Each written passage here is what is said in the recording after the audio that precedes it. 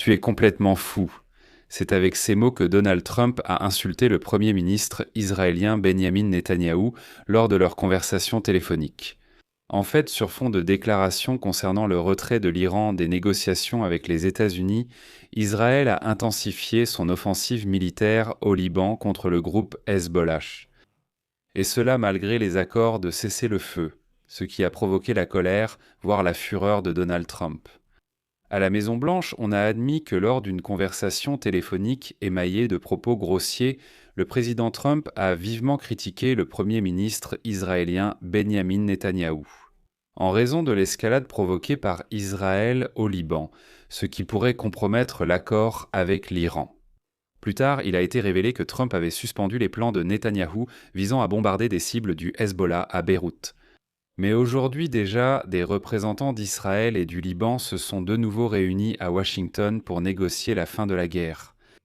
Mais ici, le conflit entre Trump et Netanyahou pourrait devenir encore plus aigu, car désormais Israël ne peut plus se permettre de faire les concessions exigées par Donald Trump. Je m'appelle Alexei Pichi, discutons ensemble de ce sujet, mais avant de commencer, je vous demande de vous abonner à cette chaîne, de liker cette vidéo et de laisser n'importe quel commentaire sous cette vidéo. De plus, abonnez-vous à ma chaîne Telegram Pichi News, le lien se trouve dans la description de cette vidéo. Ainsi, la veille, l'Iran a annoncé son retrait effectif des négociations avec les États-Unis d'Amérique en raison de l'escalade de la guerre au Liban. Dès aujourd'hui, Donald Trump s'est empressé d'assurer que tout cela est un mensonge et, selon le président américain, le processus de négociation se poursuit sans interruption et les contacts entre les pays ont lieu quotidiennement. De plus, Marco Rubio, le secrétaire d'État américain, a ajouté que, soi-disant, Téhéran aurait finalement accepté de discuter des aspects de son programme nucléaire, qu'il refusait auparavant même d'aborder. Mais une telle déclaration a tout de même été faite après une conversation assez rude entre Donald Trump et Benjamin Netanyahou. Et voici ce qu'écrit l'agence Axios, je cite, « Lors d'une conversation téléphonique émaillée de propos grossiers, le président Trump a vivement critiqué le Premier ministre israélien Benjamin Netanyahou en raison de l'escalade des tensions par Israël au Liban. Auparavant, l'Iran avait menacé de mettre fin à toute négociation avec les États-Unis concernant les actions d'Israël au Liban. Après cela, lors d'une conversation téléphonique, Trump a traité Netanyahou de fou et l'a accusé d'ingratitude. Il a également suspendu les plans d'Israël visant à frapper Beyrouth, la capitale du Liban. Trump a également dit à Netanyahou que mettre à exécution ses menaces de bombarder la capitale libanaise isolerait encore plus Israël dans le monde entier. Deux des sources ont indiqué que Trump affirmait avoir aidé Netanyahou à éviter la prison, faisant référence à son soutien pendant le procès de Netanyahou pour corruption. En résumant les propos de Trump à l'égard de Netanyahou, un responsable américain a cité les paroles de Trump adressées au Premier ministre israélien. « Nataret et Kash et... tu es sacrément fou. Tu serais en prison si ce n'était pas pour moi. Je sauve ta peau. Maintenant tout le monde te déteste. Tout le monde déteste Israël à cause de ça. Qu'est-ce que tu fais, bon sang ?» Mais il est important de noter qu'après ces aveux, la Maison-Blanche s'est néanmoins empressée de déclarer que, lors de cette conversation, Donald Trump savait que le Hezbollah bombardait Israël et qu'Israël devait se défendre. Mais ils ont déclaré que ces derniers jours, ils avaient le sentiment que Netanyahou intensifiait de manière disproportionnée l'escalade du conflit. Ils disent qu'on peut riposter ou attaquer, mais cette dernière option est vraiment exagérée. Je tiens à souligner qu'en plus des menaces de frappe sur Beyrouth, Israël étend effectivement son opération terrestre dans le sud du Liban et prévoit de s'emparer de plus de territoires afin d'élargir la zone tampon. À la Maison-Blanche, on a déclaré que Donald Trump était préoccupé par le fait qu'Israël ait tué autant de civils au Liban. Et il s'oppose au fait que les Israéliens détruisent tout un immeuble par des frappes pour éliminer un seul commandant du Hezbollah. En résumé, Donald Trump a critiqué Benjamin Netanyahou pour l'ampleur des destructions causées au Liban.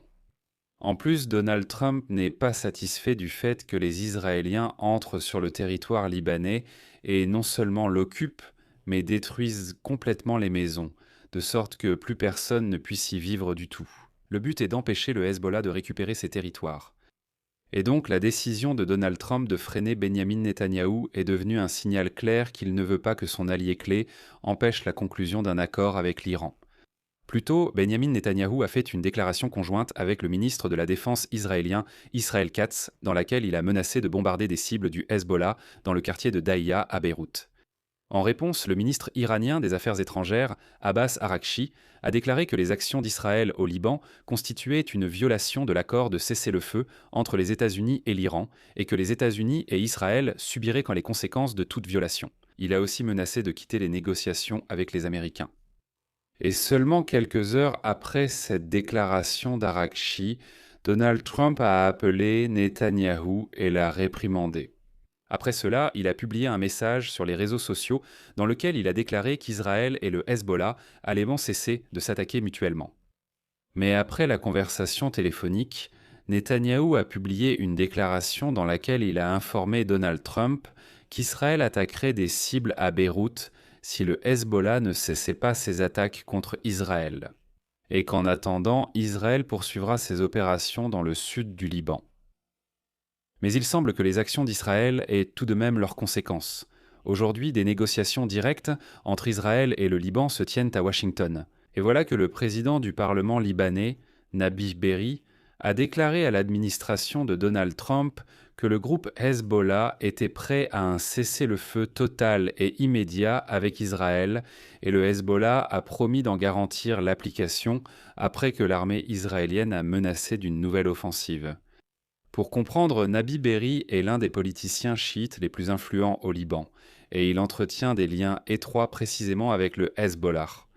Si le Hezbollah affirme vraiment être prêt à un cessez-le-feu total, alors une telle trêve, pour l'instant, maintiendra l'occupation israélienne du sud Liban, coupant potentiellement cette scène libanaise de la question de la guerre avec l'Iran. Actuellement, on discute d'un cessez-le-feu complet et total, et Berri a proposé un arrêt des hostilités sur terre, dans les airs et en mer, dans le cadre duquel Israël s'engagerait également à cesser la démolition des maisons dans le sud du Liban. C'est ce dont j'ai parlé un peu plus tôt.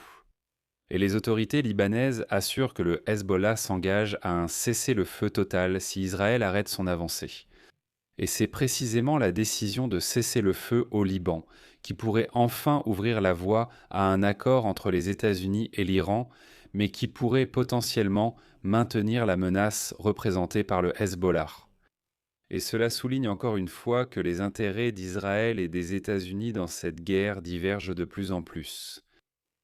Je vais m'arrêter ici, partagez votre avis et vos conclusions dans les commentaires sous cette vidéo, abonnez-vous à la chaîne, activez la cloche et n'oubliez pas de mettre un like. C'est tout pour aujourd'hui, prenez soin de vous, à bientôt.